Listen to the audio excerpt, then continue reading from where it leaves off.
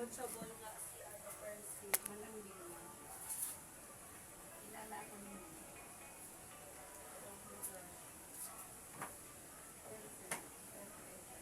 Pero kung ayaw ko naman, isa lang matulog. Isa lang. Ito naman ata ah.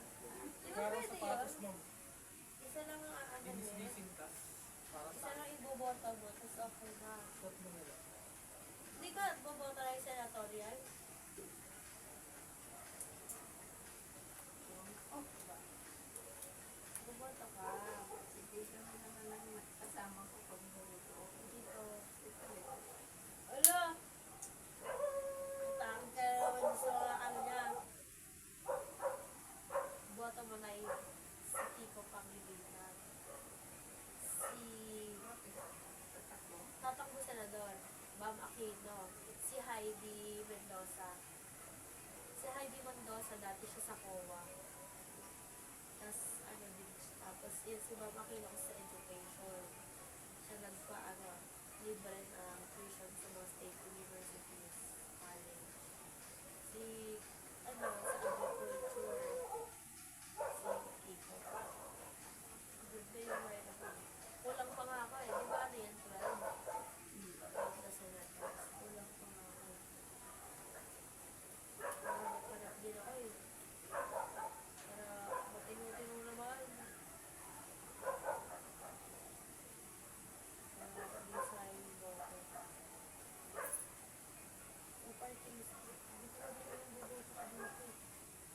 Hindi mo na lang isip ko. Okay din ka.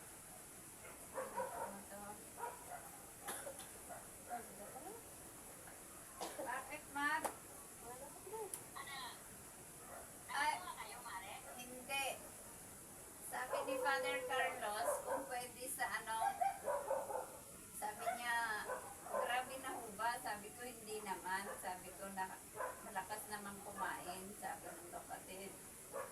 Eh, sabi niya, baka pwedeng sa Webes na lang, mga 12:30 ganon, sunduin na namin siya. Kaya nga, tamang-tama lang. Oo, pwede naman.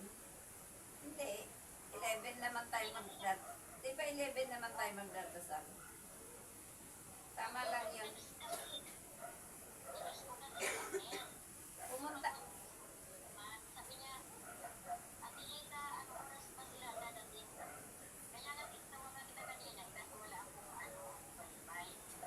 Mm-mm.